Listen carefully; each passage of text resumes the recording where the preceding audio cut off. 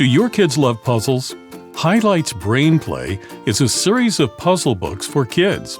Ahead, we'll talk about 3 of them: Funniest Puzzles Ever, Trickiest Puzzles Ever, and Nearly Impossible Puzzles. Hi, I'm Dan Skinner, and welcome to the Kids Bookshelf. Ahead, we'll explore the books and talk about the inspiration behind them. Allison Kane is the head of puzzle innovation at Highlights, and Jodi Jill is a professional puzzle maker.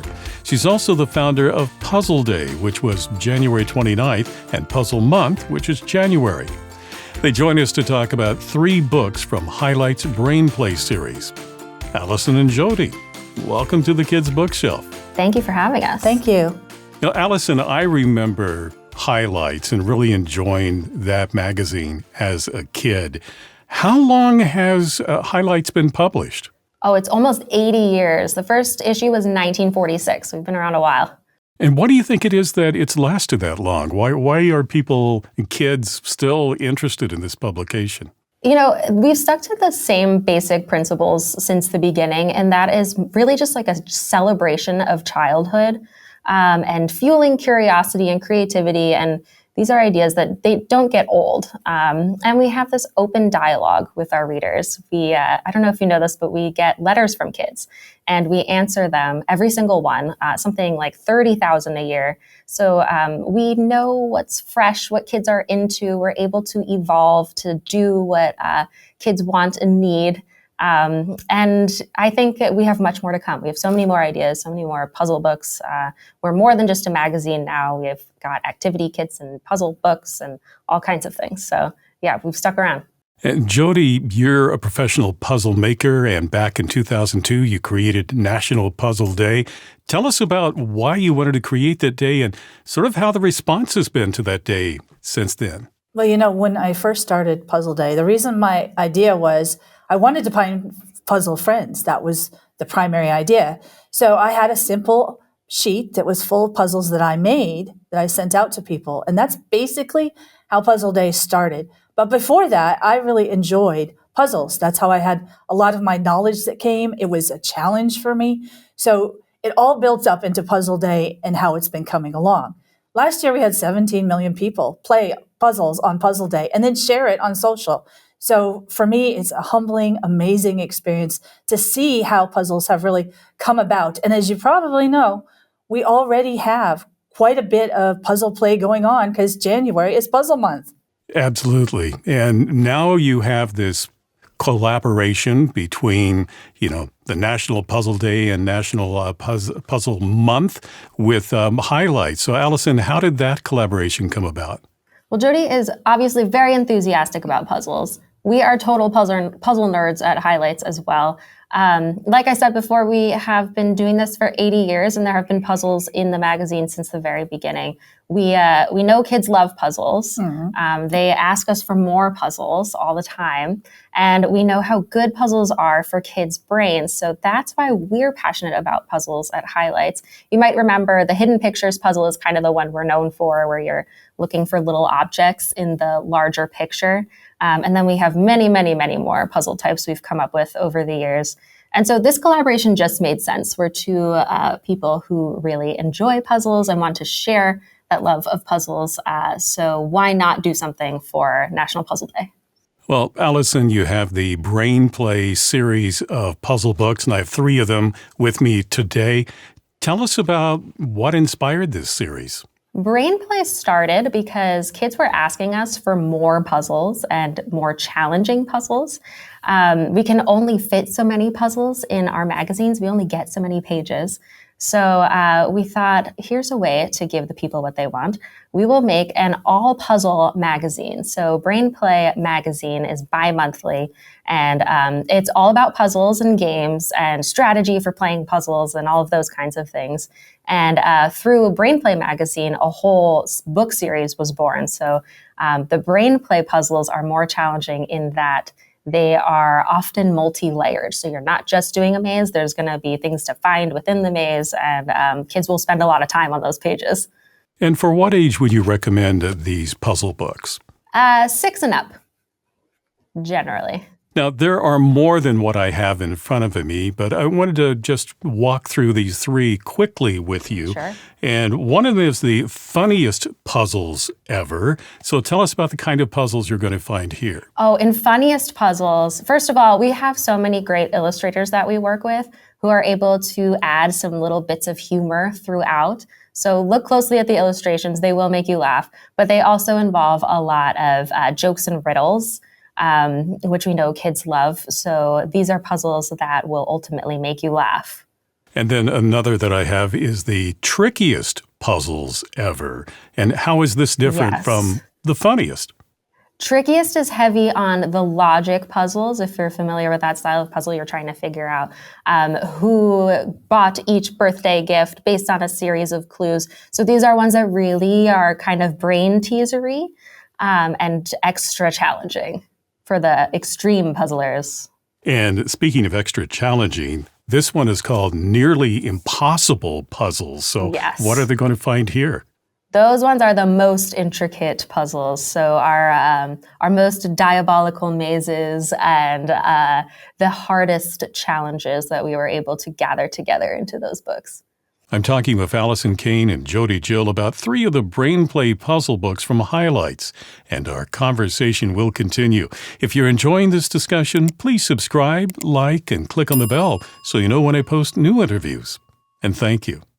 And as I mentioned before, there are more puzzle books in this series. Yes. We just have three of them here.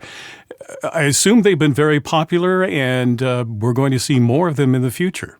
Oh, yeah. We have tons of more ideas for different types of puzzles that we can gather into books. We are always getting suggestions from kids, too. So recently, a kid suggested that we create a puzzle based on listing the ingredients for recipes and then having kids guess what the recipe is for. So we'll get suggestions like that all the time that keep us thinking up new puzzle types. So much more to come. And Jodi, I want to ask you, obviously these are a lot of fun, but these are good for us too. They're good for kids to develop their brain power and for parents that play along also. Yes, they are. You know, our brains do work better when we do puzzles.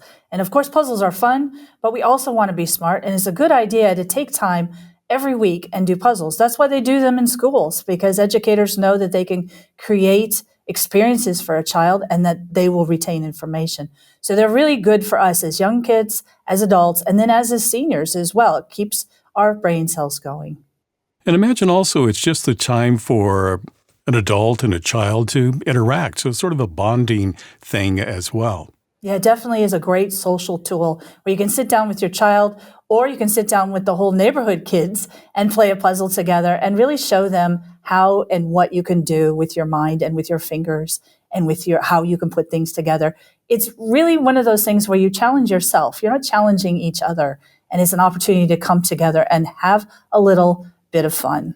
That's so true. We just had a letter from a kid who thanked us for putting a puzzle in brainPLAY magazine that involved identifying candies without the wrapping or anything. So he said he just wanted us to know, I played this with my family and it was super fun.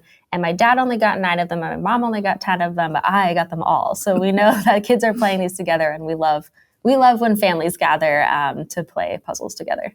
You know, puzzles have always been something that people are interested in. They've been popular. But have you seen a resurgence or a growth in the interest in puzzles lately? I think there's been a huge growth with analog hobbies. That includes a lot of the puzzles that we do, pen to paper, as well as jigsaw puzzles. But we're using them in different ways now. So it used to be we would sit down and put a jigsaw puzzle together. Now we have a timer out and we see how fast we can get those puzzle pieces in. And of course, when it comes to the different types of activities that we work with kids, now everybody does the activity together. So it becomes a social thing. And I think that community thought is really how puzzles lately have evolved. And it's super amazing to see these simple ideas go 2.0, 3.0, and know that these kids and families are having a really great time. As you pointed out, there's been an interest in analog puzzles as opposed to a puzzle you might have on a screen. Do you think that part of it's just that tactile experience that you actually want to get your hands on it and touch it? And that's a different experience from doing a puzzle on a screen. Oh, yeah, definitely. A lot of puzzles are just easier to do with a pencil, too. very difficult to do a maze on the screen, you know? And I think people enjoy that experience with the tactile pencil and paper. Definitely. And Allison and Jodi, you mentioned that you're both puzzle nerds, puzzle geeks. Totally. What are some of your earliest memories of doing puzzles, and why did that intrigue you? I would say my earliest memory would be word search puzzles, which I still make today. And it was because that you would have a theme, and those themes actually would have words within them. And it helps me build out my vocabulary. It helps me understand the idea and the premise around those particular puzzles and those subjects. And I think it helps my education in an enormous way. And I'm really grateful for that simple beginning. But today, to make them, they're awesome too. And it's just one of those things where you can combat and do stuff where you're not like having other people looking down your shoulder or anything. You're doing it yourself. You're challenging your own stuff. What about you?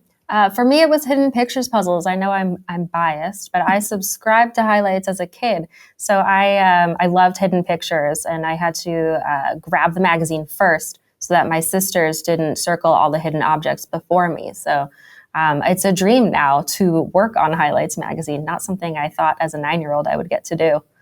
Jodi, if someone would like more information about Puzzle Day or Puzzle Month, do you have a website where they can go to?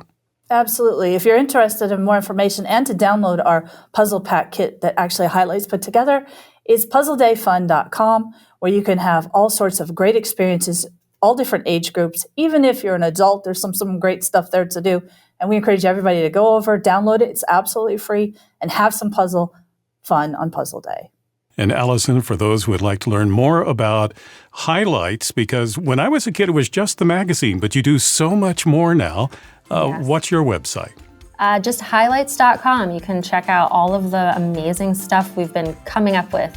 Allison Kane and Jodi Jill joined us to talk about 3 Highlights brainplay books: Funniest Puzzles Ever, Trickiest Puzzles Ever, and Nearly Impossible Puzzles.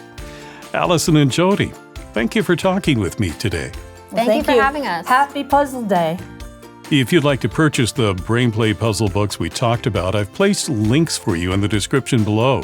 If you enjoyed this conversation, please subscribe, like, and click on the bell so you know when I post new interviews. Meanwhile, here are 2 more books you might find interesting. Thank you for watching this edition of the Kids Bookshelf. I'm Dan Skinner. Until next time, keep sharing the gift of reading.